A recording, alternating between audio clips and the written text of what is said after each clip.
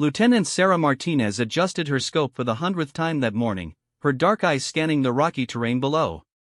The Afghan mountains stretched endlessly before her, a harsh landscape that had claimed too many good soldiers. At 28, she had already earned a reputation as one of the most skilled marksmen in her unit, but today felt different. Something in the air warned of trouble coming. The SEAL team position 2 clicks south had been radio silent for 3 hours. Sarah's spotter, Corporal Jake Williams, shifted restlessly beside her on the ridge. His nervous energy was infectious, but Sarah had learned to channel anxiety into focus. That's what separated good snipers from great ones. "Still nothing from Bravo team," Jake whispered, lowering his radio. His young face showed concern that he tried to hide behind military professionalism. At 19, he was still learning to mask his emotions in the field. Sarah nodded, keeping her eye on the scope. The valley below showed no signs of movement, but she had learned not to trust the silence in these mountains. Taliban fighters were experts at using the terrain to their advantage, and American forces had walked into too many ambushes in similar valleys. The morning sun climbed higher, casting long shadows across the mountainside. Sarah's position offered an excellent vantage point of the main supply route that wound through the valley like a brown snake. Intelligence suggested enemy fighters were planning to attack a convoy scheduled to pass through at noon, but, so far, the area appeared deserted. Her radio crackled to life. "Overwatch, this is command. Status report on Bravo team?" Sarah keyed her mic command, "Overwatch. No visual or radio contact with Bravo for 3 hours, 15 minutes. Valley remains quiet." "Copy that. Continue observation. Convoy is running 30 minutes behind schedule due to mechanical issues." The delay changed everything. If enemy fighters were planning an ambush, they might adjust their timeline or abandon the operation entirely. Sarah scanned the ridgelines across the valley, looking for any sign of movement or reflection that might indicate enemy positions. Jake pulled out his water bottle and took a careful sip. "Think something happened to Bravo team?" Sarah considered the question. Navy SEALs were among the best trained soldiers in the world, capable of handling almost any situation. But this region had been particularly active lately, with several IED attacks and small unit actions reported in the past week. The enemy was getting bolder, and American forces were paying the price. "SEALs don't just disappear," she replied quietly. "But radio silence this long isn't normal either." As if summoned by her words, the radio burst to life with static and broken transmissions. Through the interference, they could hear fragments of voices, some shouting, the distinctive sound of automatic weapons fire in the background. "Taking heavy fire, position compromised, need immediate." The transmission cut off, leaving only static. Sarah and Jake exchanged worried glances. Whatever was happening down there, Bravo team was in serious trouble. Sarah adjusted her position and began a systematic scan of the valley floor. If the SEALs were under attack, she might be their only support until reinforcements arrived. Her rifle, a precision instrument capable of engaging targets at extreme range, could provide the decisive edge in a firefight. Movement caught her eye near a cluster of rocks about 800 meters down the valley. She focused her scope and saw 3 figures in traditional Afghan clothing moving carefully between boulders. They carried AK-47 rifles and appeared to be positioning themselves for an ambush. "I've got 3 military-age males with weapons, 800 meters southwest of our position," she reported quietly to Jake, who immediately began calling in the sighting. More movement appeared as Sarah continued her surveillance. What started as 3 fighters quickly revealed itself as a much larger force. She counted at least 12 enemy combatants spread across multiple positions on both sides of the valley. They were well positioned and disciplined, suggesting this was a planned operation rather than a chance encounter. The broken radio transmissions continued sporadically. Between bursts of static, Sarah could hear American voices calling for medical assistance and requesting air support. The situation was deteriorating rapidly, and she was the only friendly asset in position to provide immediate assistance. "Command, Overwatch. I count 12+ enemy fighters in ambush positions along the valley floor. Bravo team appears to be under heavy attack. requesting permission to engage. The response came quickly. Overwatch, you are cleared hot. Provide support to Bravo team by any means necessary. Sarah felt the familiar calm descend over her as she entered what instructors called the zone.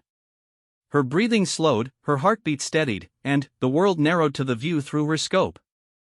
This was what she had trained for, what all those hours on the range and countless simulations had prepared her for. She selected her first target, a fighter positioned behind a large boulder who appeared to be directing the others. The range was challenging but, well within her capabilities. Sarah controlled her breathing, felt for the wind, and slowly squeezed the trigger. The rifle kicked against her shoulder, and 800 meters away, the target dropped. The other enemy fighters immediately began looking around, trying to identify the source of the shot. Sarah had already moved her scope to the next target. Over the next 20 minutes, Sarah systematically engaged the enemy force. Each shot was precisely placed, each target carefully selected for maximum impact on enemy capabilities. Her position remained hidden, giving her the advantage of surprise that she used to devastating effect. But the enemy began to adapt. After losing 5 fighters to her precision fire, the remaining combatants started using smoke grenades to obscure their movements. Sarah found herself firing at shadows and brief glimpses of targets rather than clear shots. The radio traffic from Bravo team became more urgent. Medical evacuation was needed immediately, and the enemy force was larger than initially reported. Additional fighters were moving in from the north, threatening to surround the SEALs completely. Sarah made a decision that would haunt her for months to come. The SEAL team needed immediate assistance, and her current position, while safe, limited her ability to effectively engage all the enemy forces. There was another position, closer to the action but far more exposed, that would give her the angle she needed to support the evacuation. "Jake, I'm moving to position 2, she announced, referring to an alternate firing position they had identified during their initial reconnaissance. Jake's eyes widened. "That's way too exposed. You'll be sitting duck up there." Sarah was already packing her gear. Position 2 was a rocky outcrop about 300 meters closer to the valley floor. It offered better fields of fire but left her vulnerable to counterattack. In normal circumstances, it would be suicide to move there alone. "Bravo team is dying down there," she said simply. "This is what we signed up for." The movement to the new position took 15 minutes of careful climbing over loose rock and steep terrain. Sarah had to carry her rifle, ammunition, and essential gear while maintaining noise discipline and avoiding detection. Jake provided overwatch from their original position, but she was essentially on her own. The new firing position offered exactly what she had hoped for. From this angle, Sarah could see the enemy fighters who had been hidden behind cover, and, more importantly, she could see members of Bravo team pinned down in a shallow depression near the valley floor. She counted 4 SEALs, 2 of whom appeared to be wounded. They were surrounded by at least 8 enemy fighters, with more approaching from the north. The situation was desperate, and time was running out. Sarah began engaging targets with renewed precision. From this closer range, her shots were devastatingly effective. Enemy fighters began falling back, but they had identified her new position and started returning fire. Bullets struck the rocks around her, sending chips of stone flying and forcing her to keep moving. The sound of approaching helicopters gave everyone hope. Air support was finally arriving, but Sarah needed to keep the enemy suppressed until the aircraft could engage. She continued firing, selecting targets and eliminating threats with mechanical precision. That's when the mortar rounds started falling. The first explosion landed 50 meters from her position, close enough to shower her with dirt and debris. The enemy had brought indirect fire assets, something intelligence had failed to identify. Sarah realized her exposed position had become untenable. She grabbed her radio. "Command, Overwatch is taking mortar fire. Position is compromised. I need to relocate immediately." "Negative, Overwatch. Maintain position until air support arrives. Bravo team needs continuous fire support." Sarah looked down at the SEALs, still pinned down and taking casualties.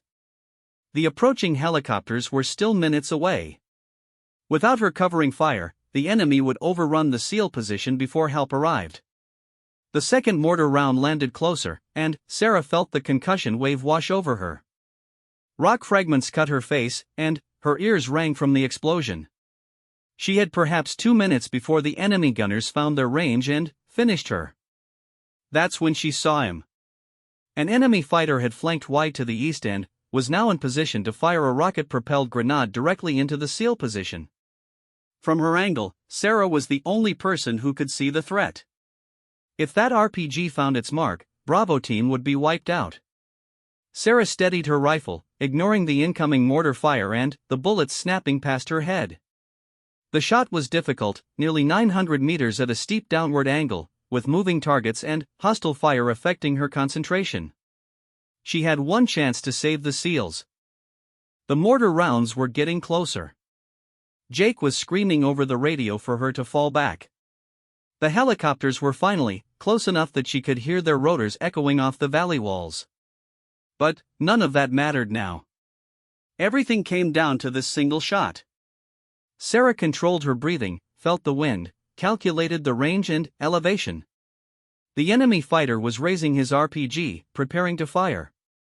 Time seemed suspended as she applied steady pressure to the trigger, the culmination of years of training focused into this one critical moment. The rifle fired.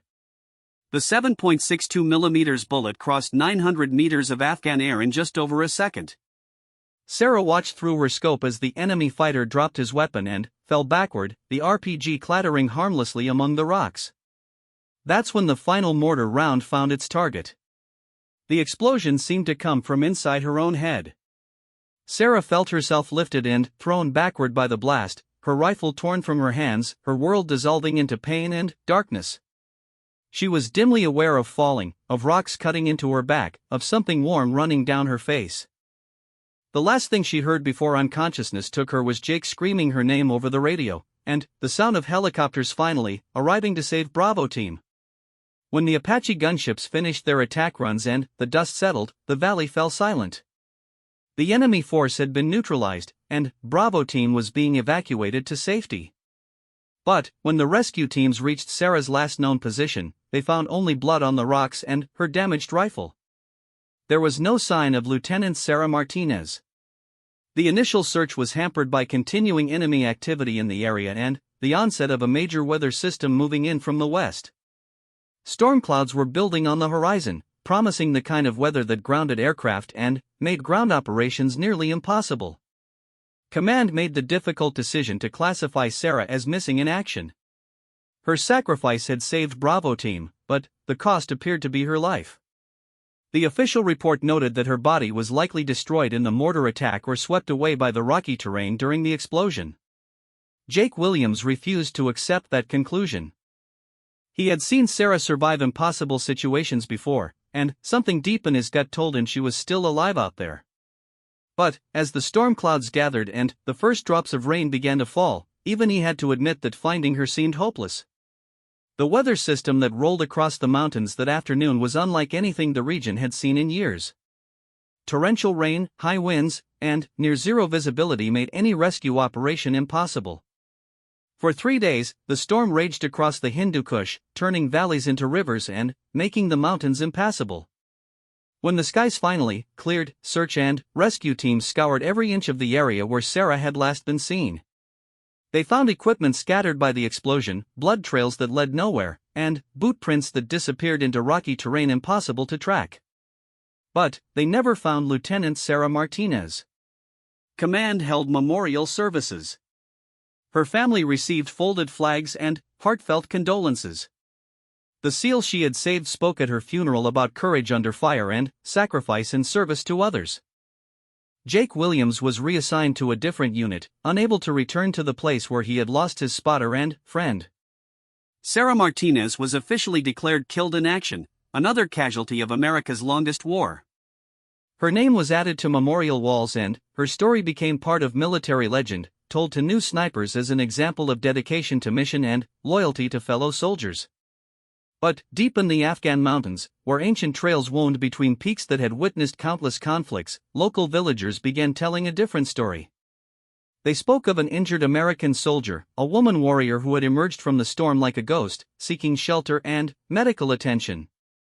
The stories were dismissed by intelligence officers as local folklore, the kind of tales that flourished in isolated communities during wartime. But, the descriptions were remarkably consistent, and some details could only have come from someone who had actually encountered an American female soldier. According to these accounts, the woman was severely injured but still armed and extremely dangerous. She spoke limited Pashto and seemed to be moving with purpose rather than wandering randomly. Most interesting of all, she appeared to be heading deeper into the mountains rather than trying to reach American forces. These reports filtered slowly through intelligence channels, often dismissed or ignored by overworked analysts dealing with more pressing threats. The war was entering a new phase, American forces were drawing down, and resources were focused on current operations rather than chasing ghost stories about dead soldiers. But Jake Williams never stopped believing. Even after his rotation ended and he returned to the United States, he continued monitoring intelligence reports from the region. Every few months, another story would surface about the female American soldier in the mountains, always just beyond confirmation, always one step ahead of verification. The official position remained unchanged. Lieutenant Sarah Martinez had died heroically in action, saving the lives of 4 Navy SEALs through her skilled marksmanship and ultimate sacrifice. Her file was closed, her case resolved, her story complete. Except it wasn't complete. Somewhere in the vast wilderness of Afghanistan, in mountains that had hidden armies and rebels for thousands of years, something was moving in the shadows. Someone who knew American tactics, someone skilled with long-range weapons, someone who had reasons for staying hidden that went beyond mere survival.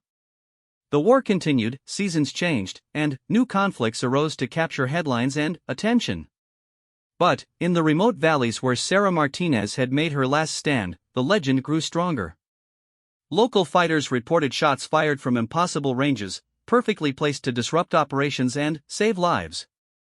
Government forces spoke of a ghost sniper who appeared during critical moments, then vanished before anyone could respond.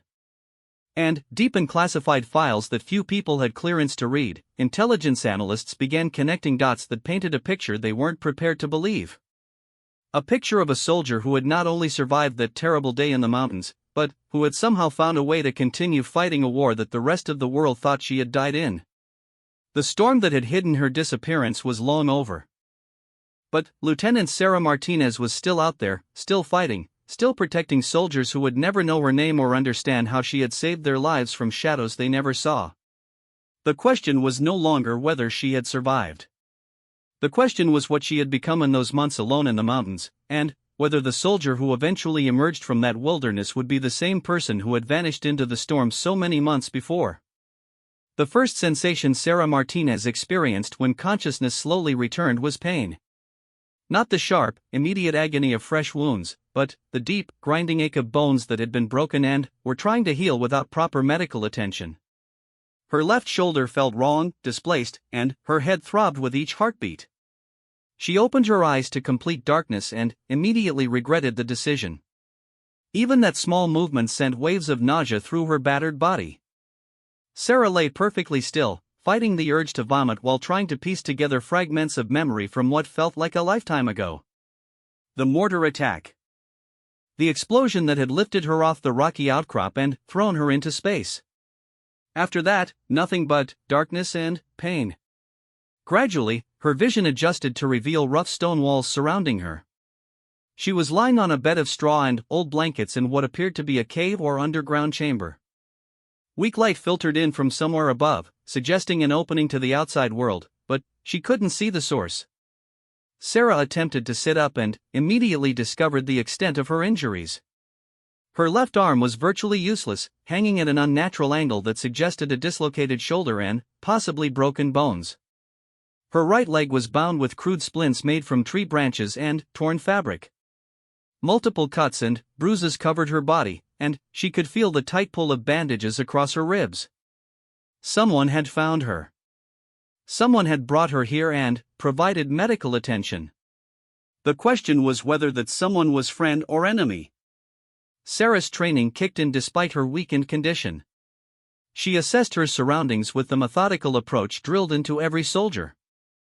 The chamber appeared to be natural rather than man-made, carved from living rock by centuries of water erosion. Old blankets and supplies suggested it had been used as shelter before, possibly by shepherds or travelers seeking protection from the harsh mountain weather. Her equipment was nowhere to be seen. No rifle, no radio, no survival gear. Even her boots had been removed, replaced by rough sandals that were clearly not military issue. Whoever had brought her here had either taken her equipment or left it behind when they moved her. The sound of footsteps outside the cave entrance made Sarah's heart race. She forced herself to remain motionless, feigning unconsciousness while preparing for whatever was about to happen. The steps were light and careful, suggesting someone trying to move quietly rather than marching with military purpose. A figure appeared at the cave entrance, silhouetted against the daylight beyond. Sarah could make out the outline of traditional Afghan clothing and what appeared to be a walking stick rather than a rifle. When the person spoke, she was surprised to hear the voice of an elderly woman speaking in accented English. "You are awake. This is good. I was beginning to worry that your injuries were more serious than they appeared." The woman entered the cave carrying a wooden bowl and what looked like strips of clean cloth. As Sarah's eyes adjusted further, she could see her rescuer more clearly. She was perhaps 60 years old, with weathered features and intelligent eyes that missed nothing. Her clothing was typical of rural Afghan women, but there was something in her bearing that suggested education and worldly experience. "Who are you?" Sarah asked, her voice barely above a whisper. "My name is Fatima. I am a healer, among other things." "You have been unconscious for 4 days." 4 days. Sarah felt a chill that had nothing to do with the cool air in the cave. 4 days was an eternity in military terms. Her unit would have long since declared her missing in action, possibly killed in action. Search and rescue operations would have been called off, especially if weather had interfered with air operations. "How did you find me?" Sarah asked. Fatima set down her supplies and knelt beside the makeshift bed. Her movements were those of someone accustomed to caring for the injured, confident and gentle at the same time. "The explosion threw you much farther than your soldiers believed possible. You fell into a ravine that has been hidden from view for generations. My goats led me to you, actually. They were disturbed by something unusual and kept returning to the same area until I investigated." Sarah tried to process this information. If she had fallen into a hidden ravine, that would explain why search teams hadn't found her body. But it also meant she was completely cut off from friendly forces, alone in hostile territory with a local woman who might or might not be trustworthy. "Why are you helping me?" Sarah asked the question that military training demanded she ask. Fatima's weathered face showed a sad smile. "Because you are hurt, and I am a healer. Because you are far from home, and I understand what that means. And because I know what you did to save those soldiers in the valley." The last statement caught Sarah off guard. How could this woman possibly know what had happened during the firefight? Seeing her confusion, Fatima explained. "Sound carries far in these mountains, especially the sound of gunfire. I watched from a safe distance as you fought to protect your comrades. You could have escaped when the mortars started falling, but you stayed to save others. That kind of courage deserves respect, regardless of which uniform you wear." Over the following hours, Fatima tended to Sarah's injuries with a combination of traditional herbal medicine and practical field treatment that impressed the wounded soldier. The older woman reset Sarah's dislocated shoulder with a skill that suggested considerable experience with traumatic injuries, then used local plants to create poultices that reduced swelling and fought infection. "You have medical training," Sarah observed as Fatima worked. "I was a nurse in Kabul, many years ago, before the wars came. I treated soldiers then, too, Afghan soldiers fighting the Soviets. War changes, but wounds remain the same." As Sarah's condition improved over the next several days, she learned more about her unlikely rescuer. Fatima lived alone in a small village 2 valleys over from where the firefight had occurred. She had lost her husband and sons in various conflicts over the years, leaving her with only her medical knowledge and a small herd of goats for survival. The cave where Sarah was recovering served as a way station for travelers crossing the mountains, a place known to local villagers but invisible to military forces on either side. Fatima had been using it as a shelter for injured animals and, occasionally, for people who needed to disappear from the attention of various armed groups operating in the region. "You cannot return to your base," Fatima explained one evening as she changed Sarah's bandages. "The entire area is now controlled by Taliban forces. Your soldiers withdrew after the attack, and enemy fighters are searching for any survivors." Sarah had suspected as much, but hearing it confirmed still came as a blow. She was officially dead to her own forces and actively hunted by enemy fighters. Even if she could make contact with American units, the risk of walking into a trap would be enormous. "What do you suggest?" Sarah asked. "Heal first. Grow strong. Then, we will see what options present themselves." The healing process took weeks. Sarah's broken bones mended slowly, her shoulder regained mobility through painful exercises, and the cuts and bruises gradually faded. But the psychological wounds proved more difficult to treat than the physical ones. Sarah found herself trapped between two worlds. She remained a United States soldier, bound by oath and training to return to her unit and continue the mission. But, practically, she was a ghost, officially dead and operating in territory completely controlled by enemy forces. Any attempt to contact American forces would likely result in her capture or death, and could endanger the local people who were helping her. Fatima proved to be not only a skilled healer but also a valuable source of intelligence about local conditions. Through her network of contacts in various villages, she kept track of military movements, Taliban activities, and the general security situation across a wide area of the mountains. "The war is changing," she explained to Sarah one evening as they sat near the cave entrance watching the sun set over the peaks. "American forces are pulling back to larger bases. The Taliban are filling the empty spaces, but they are also fighting among themselves for control." "What about the local people?" Sarah asked. "They suffer, as always. Different groups of men with guns make the same demands and the same threats. The people just want to be left alone to tend their crops and raise their children."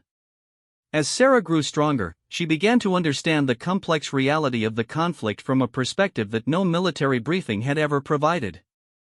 The war was not the clear-cut struggle between good and evil that had been presented during her training. It was a chaotic mess of competing interests, ancient grievances, and modern politics that made little sense to anyone caught in the middle. But, despite this new understanding, Sarah remained a soldier at heart. When Fatima brought news of Taliban forces planning attacks on civilian targets, Sarah felt compelled to act. When reports came of enemy fighters moving weapons through the area that could be used against American troops, she wanted to intervene. The problem was that she had no weapons, no way to communicate with friendly forces, and no support beyond what one elderly woman could provide. She was a highly trained soldier reduced to complete helplessness, watching events unfold that she should be able to influence but couldn't. That changed the day Fatima brought unexpected news. "There is an American patrol base 20 kilometers to the south," she reported. "New construction, heavily defended. They are conducting operations against Taliban supply routes." Sarah felt her heart race. 20 kilometers was a significant distance over mountain terrain, especially for someone still recovering from serious injuries. But it was also potentially reachable, and it represented her first real opportunity to make contact with friendly forces. "I could take you there," Fatima continued. "But there are risks. Taliban forces are active in that area, and the Americans might shoot first and ask questions later if they see strangers approaching their base." Sarah considered the options.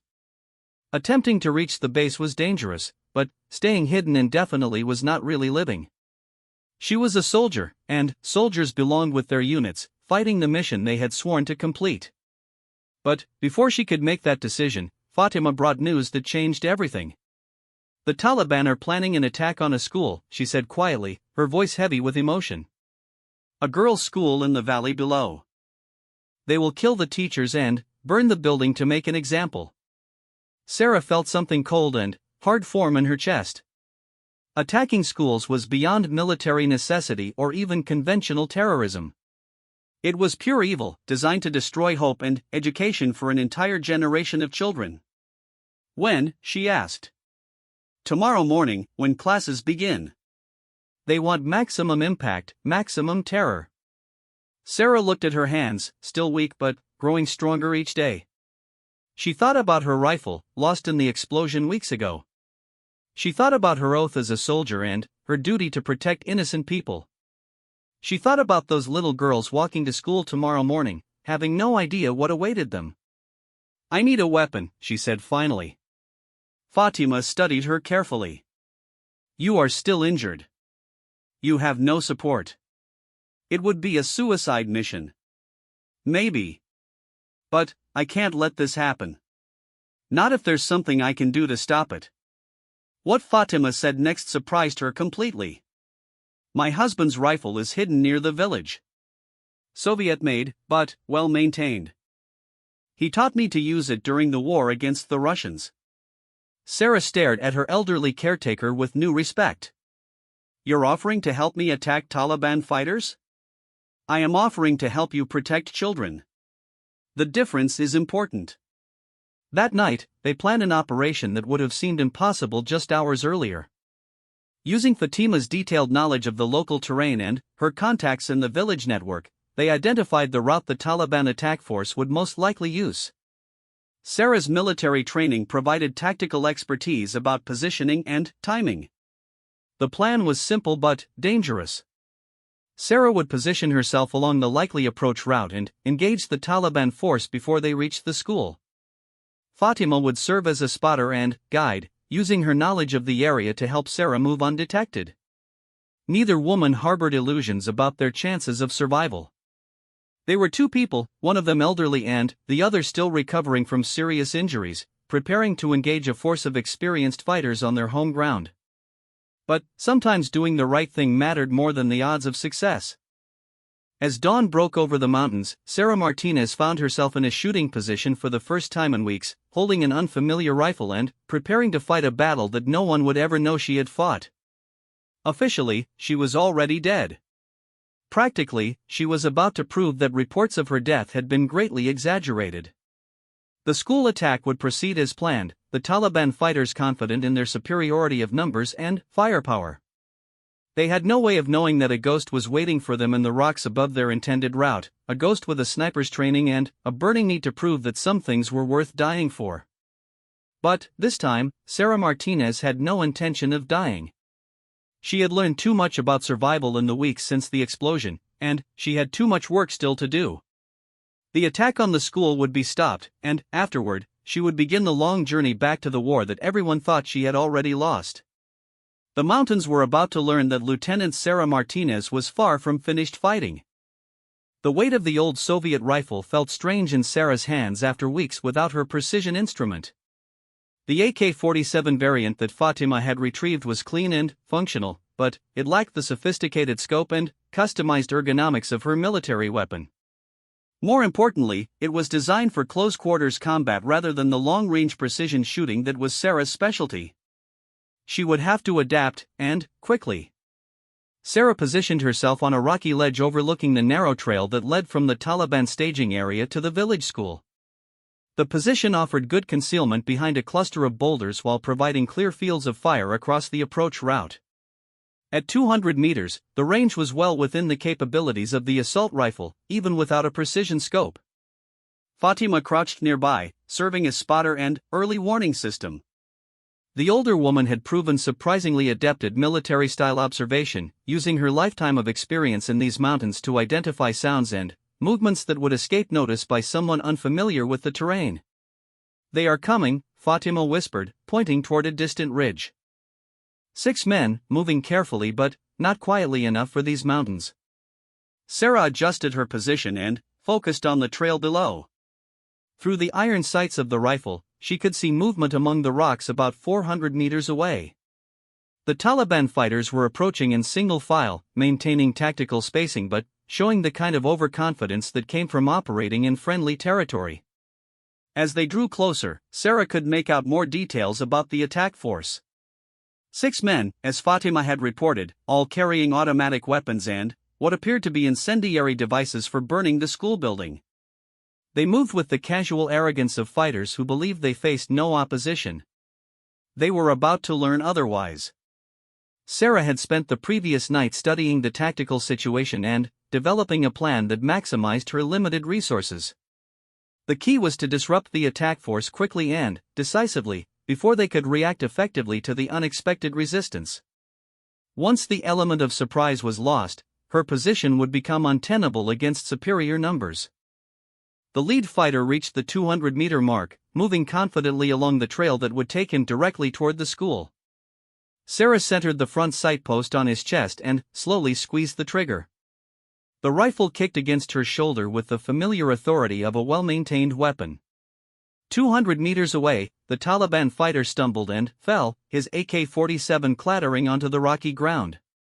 The other 5 fighters immediately dropped into defensive positions, scanning the surrounding terrain for the source of the shot. Sarah had already moved to a secondary position behind a different boulder. The old Soviet doctrine that had shaped this rifle emphasized mobility and adaptability over precision, and she was learning to fight according to those principles rather than the American sniper methodology that had dominated her training. The second shot took down a fighter who had exposed himself while trying to flank her original position. The remaining 4 Taliban fighters began laying down suppressive fire, but they were shooting at shadows and rocks rather than actual targets. Sarah had learned the terrain thoroughly during her weeks of recovery, and she used that knowledge to move between positions without being detected. What followed was a deadly game of cat and mouse among the rocks and boulders above the mountain trail. Sarah would appear long enough to take a carefully aimed shot, then disappear into terrain that she knew intimately while her enemies wasted ammunition shooting at empty positions. The Taliban fighters were experienced and disciplined, but they were also operating in an impossible tactical situation. They couldn't identify their attacker's position, couldn't determine how many enemies they faced, and couldn't advance toward their objective without exposing themselves to precision fire from an unknown location. After 20 minutes of this deadly dance, only 2 Taliban fighters remained alive, and both were wounded. They had taken cover behind a large boulder that provided excellent protection but also trapped them in position. Sarah could maintain the standoff indefinitely, but she needed to finish the engagement quickly before reinforcements arrived. That's when Fatima proved that her usefulness extended far beyond medical care and local knowledge. The elderly woman had been quietly circling around the Taliban position while Sarah kept the fighters pinned down with intermittent shots. Now she appeared on the opposite side of their defensive position, carrying an old Soviet-era grenade that her husband had apparently left behind along with his rifle. The explosion echoed across the valley like thunder, followed by sudden silence. Sarah waited several minutes before moving to investigate the results of the engagement. All 6 Taliban fighters were dead, their weapons scattered among the rocks, their plans for attacking the school permanently disrupted. The incendiary devices they had carried were destroyed in the grenade explosion, eliminating the threat to the school building. But victory came with a price that military planners rarely calculated. Sarah stared at the bodies scattered across the mountainside and felt the weight of what she had become. Weeks ago, she had been Lieutenant Sarah Martinez, United States Army, operating under clear rules of engagement and proper military authority. Now she was something else entirely, a ghost warrior fighting her own private war according to rules that she was making up as she went along. "The school is safe," Fatima said quietly, appearing at Sarah's side with the practiced calm of someone who had witnessed too much violence over the years. "For now," Sarah replied. "But there will be others. This won't end here." Fatima nodded sadly. "Violence never ends in these mountains. It only changes form and finds new reasons to continue." As they gathered weapons and ammunition from the dead fighters, Sarah began to understand the full implications of what had just occurred. She had successfully prevented an attack on innocent children, but she had also revealed her survival to enemy forces who would now hunt her with renewed determination. More importantly, she had crossed a line that would make returning to regular military service extremely difficult, if not impossible.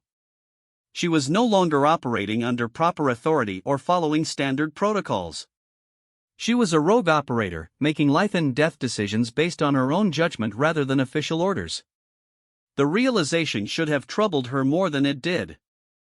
Over the following weeks, Sarah and Fatima developed an effective partnership that combined military expertise with local knowledge.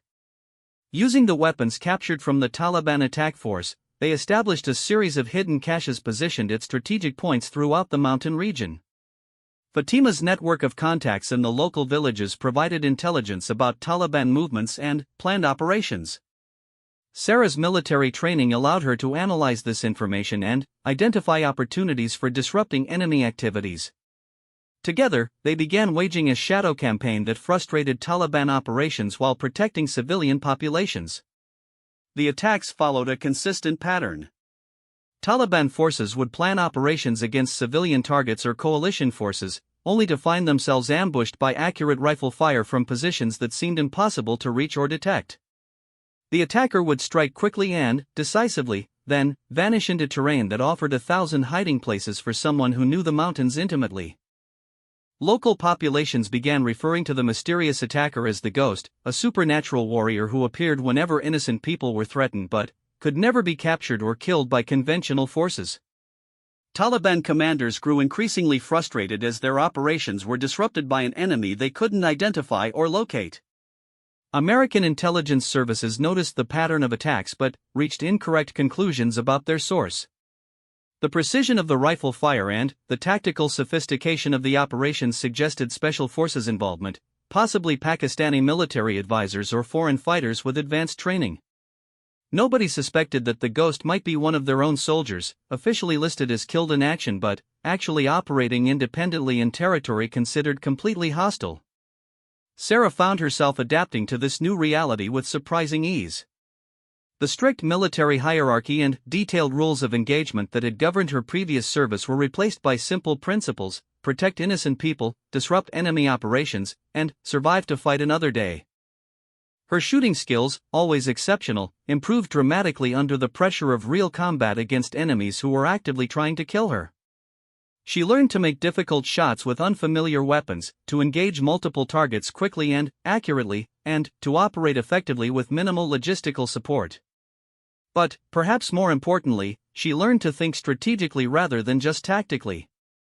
Instead of simply following orders, she began analyzing the broader patterns of conflict in the region and identifying opportunities to make a real difference in the lives of local people. The Taliban forces were not a monolithic organization but rather a collection of competing groups with different objectives and methods. Some focused on attacking coalition forces, others concentrated on controlling local populations, and a few specialized in the drug trade that funded much of the insurgency. Sarah discovered that she could exploit these divisions by targeting operations that were unpopular even among other Taliban factions. An attack on a school might be supported by hardline commanders but opposed by local leaders who needed community cooperation. An operation against a medical clinic would create enemies even among Taliban sympathizers who depended on that facility for their own families. By carefully selecting her targets, Sarah could disrupt Taliban operations while simultaneously undermining their support among local populations. Each successful intervention not only saved lives but also demonstrated that the insurgents were not as powerful or unstoppable as they claimed to be. The psychological impact of her activities began to exceed their tactical value.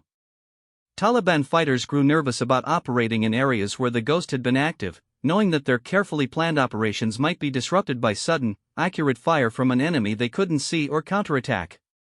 Local villagers gained confidence knowing that someone was protecting them from Taliban excesses.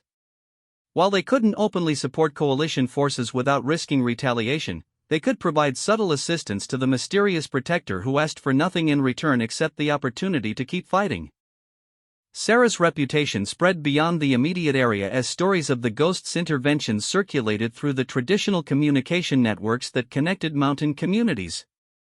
Each telling embellished the details, but the core message remained consistent: innocent people were no longer defenseless against Taliban intimidation. American forces began receiving reports about increased Taliban casualties and disrupted operations in areas that had previously been considered enemy strongholds. Intelligence analysts noted the unusual patterns but attributed them to interfactional fighting or improved local resistance rather than considering the possibility of a surviving American soldier operating independently. The closest they came to the truth occurred when a captured Taliban fighter described an ambush that had killed 4 of his comrades while they were moving weapons through what should have been secure territory. His description of precise, long-range rifle fire from a position that seemed impossible to reach matched the profile of American sniper operations. But the fighter insisted that the attacker had been a woman, a detail that intelligence officers dismissed as either mistaken identity or deliberate disinformation. Female snipers were rare even in American forces, and the idea that one could be operating alone in hostile territory seemed too far-fetched to take seriously. Sarah remained unaware of these intelligence reports, but she was beginning to understand that her activities were having effects far beyond her immediate area of operations. Taliban communications intercepts, shared with her by Fatima's network, indicated growing concern about the Ghost's activities among insurgent leadership. Some commanders wanted to flood the area with additional fighters to hunt down the mysterious attacker. Others argued for pulling back from operations that might provoke further intervention. The debate was creating divisions and uncertainty within Taliban ranks, exactly the kind of disruption that could significantly impact their overall effectiveness. But Sarah also understood that her success was creating new dangers. The more effective she became, the more resources the Taliban would dedicate to finding and eliminating her. Her unofficial war was escalating, and eventually she would face opposition that couldn't be defeated by superior marksmanship and intimate knowledge of local terrain. That realization led to perhaps the most difficult decision of her unconventional military career. She needed better weapons, more ammunition, and access to intelligence that only official military sources could provide. Despite all the risks involved, she needed to make contact with American forces and find a way to operate with at least tacit official support. The question was how to approach her own military without ending up in a prisoner of war camp or a psychiatric facility. The answer came from an unexpected source, Jake Williams, her former spotter who had never stopped believing that she might still be alive somewhere in the mountains. Intelligence reports about increased enemy casualties in her area of operations had reached his new unit, and Jake had recognized patterns that reminded him of Sarah's operating methods. Working through unofficial channels, Jake began putting together a picture that suggested his former partner might not only be alive but actively engaged in combat operations. The challenge was convincing official channels to take his theories seriously without creating problems for everyone involved. The breakthrough came when Sarah decided to send a message that only her former unit would understand. Using equipment captured from Taliban fighters, she began monitoring American military radio frequencies. When she identified a patrol operating near her area, she used an old authentication code that would immediately identify her to anyone familiar with her service record. The message was brief and cryptic: "Overwatch still has eyes on. Package delivered as promised. Standing by for instructions." On the receiving end, Jake Williams nearly dropped his radio when he heard the transmission. Only 3 people had ever known that authentication code, and 2 of them were standing right beside him. The third had been officially declared killed in action months earlier. Sarah Martinez was not only alive but ready to come back to the war that everyone thought she had already lost. The radio transmission that Jake Williams received seemed impossible, but the authentication code was unmistakable. Only Sarah Martinez could have known that specific sequence, and only she would have used their old call sign in exactly that way. After months of believing his spotter was dead, Jake found himself facing the possibility that she had not only survived but had been actively fighting an unauthorized war in the mountains. Confirming her survival, however, was only the beginning of a much more complicated problem. The military bureaucracy was not designed to handle soldiers who returned from the dead, especially when those soldiers had been operating independently in hostile territory without authorization or oversight. Sarah's situation raised questions that had no precedent in military regulations or legal frameworks. Was she still a serving member of the United States Army, or had her official death declaration terminated her service? Could she be held responsible for actions taken while officially deceased? What was the legal status of combat operations conducted by someone who technically didn't exist according to military records? Jake brought these concerns to Captain Marcus Rodriguez, the intelligence officer who had been analyzing the unusual activity patterns in Sarah's area of operations. Rodriguez was a practical man who understood that irregular warfare sometimes produced irregular situations that required creative solutions. "If she's really out there, we need to bring her back safely," Rodriguez said after reviewing Jake's evidence. "But we also need to understand what she's been doing and why she chose to operate independently rather than attempting to return to base." The initial contact protocol was established through the same radio frequency Sarah had used for her authentication message. Using Jake as the primary communicator, they transmitted a carefully worded response that acknowledged her survival while requesting a secure meeting to discuss her status and future operations. Sarah's reply came 12 hours later, demonstrating both her continued operational capability and her understandable caution about exposing herself to potential capture. Overwatch requests neutral ground for discussion. Local assets require protection consideration. Mission continuity remains priority. The message confirmed not only that Sarah was alive but that she had developed local relationships that she considered important enough to protect. This suggested a level of integration with the indigenous population that went far beyond typical military operations. Captain Rodriguez authorized a meeting at coordinates Sarah specified, a remote valley that offered excellent defensive positions while remaining accessible to both sides. The location choice demonstrated Sarah's continued tactical sophistication and her intimate knowledge of the local terrain. The reunion between Sarah and Jake was emotional but brief. Both soldiers understood that personal feelings had to be subordinated to the larger questions surrounding Sarah's unofficial resurrection and future military status. Jake was shocked by the changes in his former spotter. The woman who met him in that remote valley bore little resemblance to the conventional soldier he had known months earlier. Sarah had adapted to mountain warfare in ways that went beyond simple survival skills. Her appearance reflected months of living rough and harsh conditions, but, more importantly, her demeanor showed the confidence of someone who had learned to operate entirely independently. She moved with the fluid grace of someone completely comfortable in dangerous territory, and her eyes held the alertness of a predator rather than the cautious wariness of potential prey. "You look like you've been busy," Jake observed, noting the collection of weapons and equipment that Sarah carried with practiced ease. "The war didn't stop just because everyone thought I was dead," Sarah replied. "If anything, it got more personal." Captain Rodriguez conducted the debriefing with the professionalism of an experienced intelligence officer, but even he was unprepared for the scope of Sarah's unauthorized activities. Over the previous months, she had conducted dozens of operations that had significantly disrupted Taliban activities in her area while providing protection for local civilian populations. Her network of local contacts, developed through her relationship with Fatima and gradually expanded through successful interventions, provided intelligence that surpassed anything available through official channels. She knew the names, locations, and operational plans of insurgent leaders throughout a wide geographical area. More importantly, she had developed relationships with village elders and community leaders who trusted her in ways that conventional military forces had never achieved. Her protection of schools, medical facilities, and civilian infrastructure had earned her a reputation as someone who could be relied upon to keep her word and prioritize innocent lives over military objectives. "This is unprecedented," Rodriguez admitted after hearing Sarah's report. "You've essentially been conducting an independent special operations campaign with resources that shouldn't have been able to achieve this level of effectiveness." "I've had good help," Sarah replied, glancing toward the distant mountains where Fatima waited with patient loyalty. "And I've had strong motivation.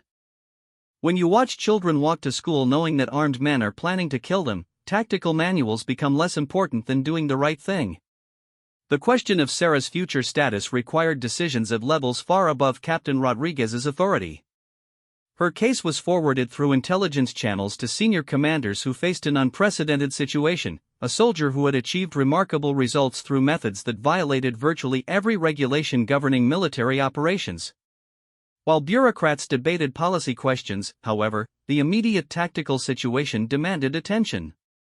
Sarah's intelligence about Taliban plans and capabilities was too valuable to ignore, and her proven ability to operate effectively in the area offered opportunities that conventional forces couldn't duplicate.